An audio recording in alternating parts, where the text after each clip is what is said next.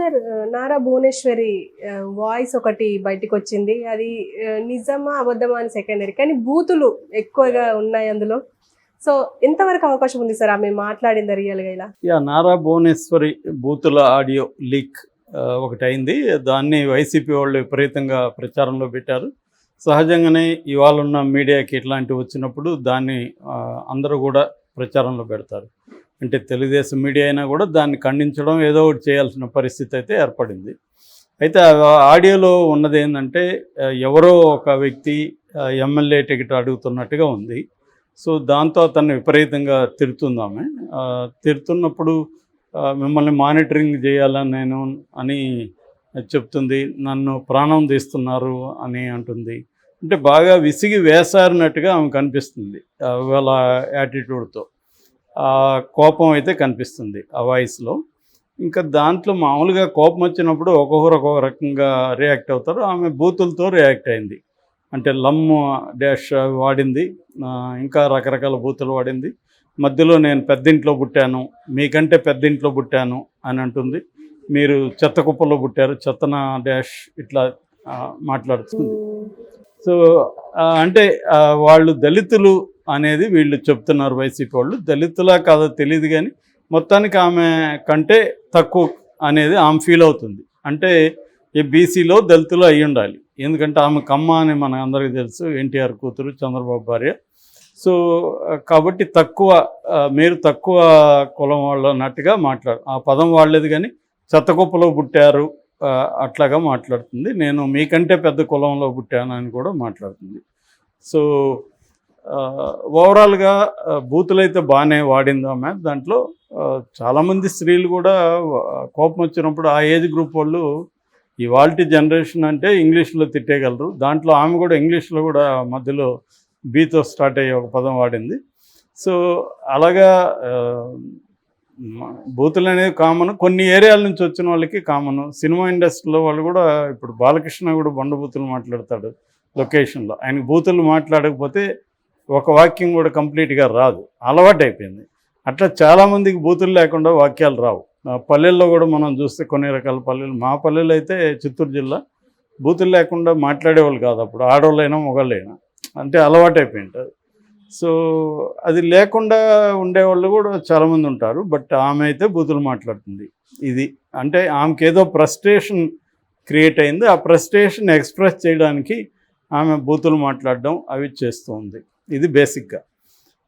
మామూలుగా ఇప్పుడు ఆమె చేసింది ఘోరమైన విషయమా అంటే, అవతల దళితులు ఉంటే మాత్రం దళితుల్ని ఇలా మాట్లాడతారా, ఇంత బూతులు తిట్టడం, ఇంత అహంకారం పూరితంగా మాట్లాడతారు అనేది ఖచ్చితంగా ఇష్యూ అవుతుంది. అంటే ప్రైవేట్గా నడిచిపోతే ఓకే, కానీ ఒకసారి పబ్లిక్ అయినాక ఇది దళితులే అని తేలితే, ఇది ఆమె వాయిసే అని తేలితే ఖచ్చితంగా దళితుల్లో ఒక రకమైన అభిప్రాయం ఏర్పడుతుంది వీళ్ళకి.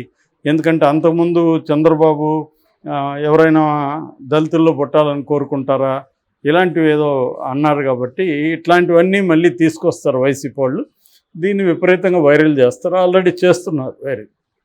అయితే ఇప్పుడు నెక్స్ట్ క్వశ్చన్ ఏంటంటే, ఇది ఆమె వాయిసేనా లేకపోతే ఏఐని ఉపయోగించి, ఆర్టిఫిషియల్ ఇంటెలిజెన్స్ ఉపయోగించి వాయిస్ క్లోనింగ్ ఏమైనా చేశారా? ఇవాళ వాయిస్ క్లోనింగ్ అనేది దగ్గరికి వచ్చేసింది. నేను చాలా వీడియోలకి వాయిస్ ఓవర్లకి వాయిస్ క్లోనింగే పెడతాను. కాకపోతే ఏంటంటే వాయిస్ క్లోనింగ్ ఇప్పటివరకు ఉన్న టెక్నాలజీలో కొద్దిగా ఆర్టిఫిషియల్ టోన్ తెలిసిపోతుంది. ఈమె వాయిస్ అయితే నాకు అలాగ అనిపించలేదు, ఇది ఆర్గానిక్గానే నాకు అనిపించింది. మామూలుగా అయితే మనం చాలా వినొచ్చు, దొరుకుతాయి మనకి ఆర్టిఫిషియల్ క్లోనింగ్ వాయిస్లు. అందులో కొంత తెలిసిపోతుంది మనకి, జాగ్రత్తగా గమనిస్తే తెలిసిపోతుంది. ఇది అలాగైతే లేదు. ఇదైతే నాకు తెలిసి ఆమె ఒరిజినల్ వాయిస్ అని నేను అనుకుంటున్నాను. బట్ అఫిషియల్గా అయితే నేనేమి అథెంటిక్ పర్సన్ కాదు కాబట్టి ఒరిజినల్ తేలాల్సిందైతే ఫోరెన్సిక్ ల్యాబ్లో తీసుకెళ్తే వాళ్ళు తేల్చగలరు కరెక్ట్గా వాయిసా కాదని. అది కూడా గవర్నమెంట్ అయితేనే బెటర్. ప్రైవేట్ అంటే మళ్ళీ మనకి డబ్బులు తీసుకొని మనకు అనుకూలంగా కాదని చెప్పమంటే కాదని చెప్తారు, అవునని చెప్పమంటే అవునని చెప్తారు. కాబట్టి ఇది గవర్నమెంట్ దీంట్లో తేలాలంటే ఎవరు తేల్చాలి? ఇది ప్రాబ్లం అవుతుంది. సో అందుకని తెలుగుదేశం వాళ్ళు ఏంటంటే ఇది ఫేక్ ఆడియో వైసీపీ వాళ్ళు ఏఐ ఉపయోగించుకొని డీప్ ఫేక్ టెక్నాలజీతో చేశారు, సో ఇది రాంగు అని వాళ్ళు అంటున్నారు. లేదు మీకు దమ్ముంటే మరి ఎఫ్ఎస్ఎల్కి పెట్టండి అని వీళ్ళు అడుగుతున్నారు. సో ఏదేమైనా నమ్మేవాళ్ళు నమ్ముతారు, ఎక్కువ మంది నమ్ముతారనే నేను అనుకుంటున్నాను.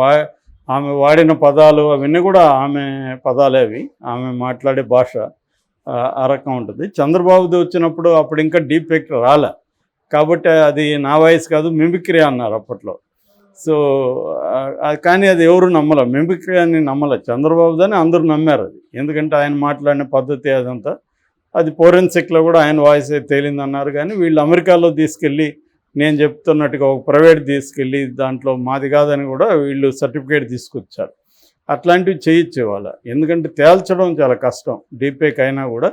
కానీ మామూలుగా అయితే ఇప్పటి వరకు డీప్ఫేక్ అంటే ఏమంటే మన శాంపుల్ తీసుకొని ఆ శాంపుల్ని దానికి ఇస్తే ఇంకా అది మన వాయిస్ని తీసుకుంటుంది. ఆ తర్వాత ఎనీ టెక్స్ట్ అక్కడ పేస్ట్ చేసి కన్వర్ట్ చేయమంటే అది వాయిస్లోకి, మన వాయిస్లోకి ఆ టెక్స్ట్ కన్వర్ట్ అయిపోతుంది అన్నమాట. అలాగా వీళ్ళు ఆ బూతులు అవన్నీ డిజైన్ చేసి చేస్తారా అంటే అంత పర్ఫెక్ట్గా చేయలేరేమని నా ఫీలింగ్ అయితే ఉంది. ఎందుకంటే మధ్యలో సబ్ టెక్స్ట్ అంటారు ఎప్పుడైనా, ఒక వాయిస్కి దేనికైనా ఒక సబ్ టెక్స్ట్ ఉంటుంది. ఆ సబ్ టెక్స్ట్ ఏఐలో ఇప్పటి వరకు అయితే క్రియేట్ కాలేదు. అందుకని ఆ సబ్ టెక్స్ట్ ఒరిజినల్ దాంట్లో ఆ సబ్ టెక్స్ట్ ఉంటుంది. అలాంటి సబ్ టెక్స్ట్ అయితే ఈ వాయిస్లో ఉంది కాబట్టి ఇది ఒరిజినల్ అనేది అనిపిస్తుంది. బట్ ఎఫ్ఎస్ఎల్లో కానీ ఇది మనకి లీగల్గా కరెక్ట్గా తెలియదు. మరి లీగల్గా దీన్ని డిమాండ్ చేసి వీళ్ళ మీద ఏమైనా కేసు పెడతారా తెలుగుదేశం వాళ్ళు అనేది చూడాలి. ఇప్పటివరకు మనం చెప్పుకునే టైంకి అయితే ఎవరు కూడా అఫీషియల్ స్పోక్స్ పర్సన్ ఎవరు కూడా తెలుగుదేశం నుంచి ఇంకా దీని మీద మాట్లాడలేదు. ఆమె కూడా స్పందించలేదు. ఆమె కూడా స్పందించి ఇది నాది కాదంటుందా, ఆమె ఛాలెంజ్ చేస్తుందా, ఇవన్నీ చూడాలి. ఆమె కానీ ఛాలెంజ్ చేసి ఇది నాది కాదు నిరూపించండి అంటే మాత్రం తెలుగుదేశం వాళ్ళు చిక్కుల్లో పడే అవకాశం ఉంది. ఛాలెంజ్ చేయకపోతే అదో ప్రాబ్లం, ఎందుకంటే ఏమి దాన్ని ఒప్పుకుంటున్నట్టు అవుతుంది.